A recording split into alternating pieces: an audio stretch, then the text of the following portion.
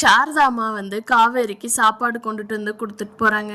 என்னடி இன்னும் நல்லா இருக்கா, உடம்பு எப்படி இருக்கு, நாளைக்கு குளிச்சிடலாமா அப்படின்னு பார்த்துட்டு போகிறாங்க. அப்போது காவேரி சொல்கிறாங்க, அம்மா அப்பளத்துக்கு ஆர்டர் வந்திருக்குமா, சீக்கிரமாக ரெடி பண்ணு, என்னால் இப்போ வெளியில் வெயிலில் வேலை செய்ய முடியாது, சீக்கிரமாக ரெடி பண்ணி கொடுமா, நாளைக்கு 2 லோடு கொடுக்குறேன்ட்டு இருக்கிறேன், அடுத்த வாரம் டபுள் அப்பளம் வேணும்னு கேட்டிருக்காங்கம்மா, அதனால் சீக்கிரமாக ரெடி பண்ணிடு அப்படிங்கிறாங்க. அதுக்கு சாரதா, சரிடி நான் பார்த்துக்கிறேன், நீ இந்த உடம்போட வெயிலெல்லாம் வரக்கூடாது சரியா?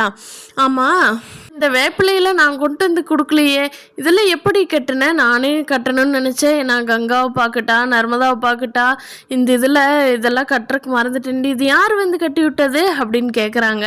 அதுக்கு காவேரி இருந்துட்டு, அம்மா குமரன் மாமா வர்றப்ப கொண்டு வந்தாங்க, நானே எடுத்து கட்டிக்கிட்டேம்மா அப்படின்னு சொல்கிறாங்க.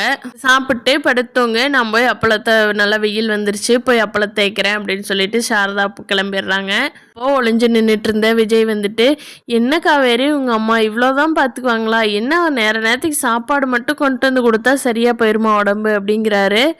எங்கள் அம்மானால அவ்வளோதாங்க முடியும், எல்லாத்தையும் பார்க்கணும் இல்லையா அம்மா, அப்புறம் அவங்க என்ன பண்ணுவாங்க அப்படின்னு சொல்லி காவேரி அவங்க அம்மாவுக்கு தான் சப்போர்ட் பண்ணிகிட்டு இருக்காங்க.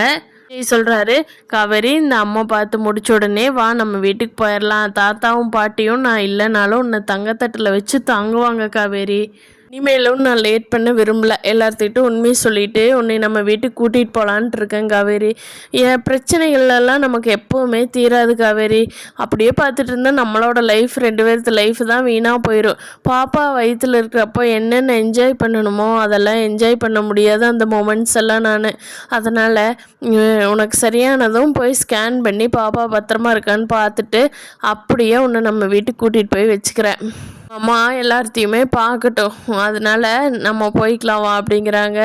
அது காவேரி சரிங்க பார்க்கலாம் அப்படின்னு சொல்லிட்டு இருக்காங்க. நிவின் குமரனோட கடையை பார்க்குறாரு, கடையில் எல்லா வேலையுமே ரெடி பண்ணி முடிச்சிட்டாங்க. பரவாயில்லண்ணா, இந்த இவர் நல்லா தான் வேலை செய்கிறாரு, பரவாயில்ல சொன்ன டைமுக்கு கடை ரெடி பண்ணி கொடுத்துட்டாருங்கண்ணா அப்படின்னு சொல்லி குமரன் கிட்ட நிவின் சொல்லிட்டு இருக்காரு. குமரன், ஆமாப்பா நிவின், நீ இல்லைன்னா என்னால் இதெல்லாம் பண்ணவே முடியாது ஒத்தையாளா, ரொம்ப தேங்க்ஸ் நிவின் அப்படிங்கிறாங்க. அதுக்கு நிவின், என்னண்ணா எனக்கு போய் தேங்க்ஸ் சொல்வீங்களா, எனக்குன்னா நீங்கள் பார்க்க மாட்டிங்களா அப்படின்னு சொல்லி ரொம்ப அண்ணன் தம்பி, கூட பிறந்த அண்ணன் தம்பியோட பாண்டிங் விட நல்லா இருக்கு நிவின் குமரன் பார்க்கறக்கு. இன்னுமே நல்லா எல்லாத்துக்கும் ஹெல்ப் பண்ணுவார், ஆனால் என்ன அவர் போலீஸுக்கு தெரியாமல் ஒளிஞ்சிட்டு இருக்கிறதுனால அவர் வெளியில் வர முடியாமல் மாட்டிக்கிட்டாரு. குமரனோட அம்மா வேற குமரனுக்கு ஏற்றி விட்டுட்டே இருக்காங்க. ஏண்டா மூத்த மருமகன்னா எப்படி மரியாதை கொடுக்கணும், உன்னை வேலைக்காரனாக வச்சுருக்காங்கடா, அவங்க உங்கள் வீட்டில் தங்குனதே ஆம்பளை இல்லாத வீட்டில் உன்னை வேலைக்காரனாக யூஸ் பண்ணிக்கலான்னு தான்டா, இது தெரியாமல் ஏன்டா 2 பேர் இங்கே இருக்கீங்க, வாடா எங்களோட ஊருக்கு போயிடலாம் அப்படிங்கிறாங்க. அது குமரன், தயவு செஞ்சு நீ கம்முன்னு இருக்கிறியாமா அப்படின்னு சொல்லி பேசுகிறாரு. பசுபதியும் வெண்ணிலாவோட மாமாவையும் விஜய் எவ்வளவோ ட்ரை பண்ணிட்டு இருக்காரு, ஆனால் இன்னுமே கிடைக்க மாட்டேங்கிறாங்க. பார்க்கலாம் ஃப்ரெண்ட்ஸ், நாளைக்கு எபிசோட்லையாவது அவங்க கிடைச்சிருவாங்களான்னு. இந்த வீடியோ பிடிச்சிருந்தா லைக் பண்ணிக்கோங்க, நம்ம சேனல் இன்னும் சப்ஸ்கிரைப் பண்ணாதவங்க சப்ஸ்கிரைப் பண்ணிக்கோங்க. தேங்க்யூ.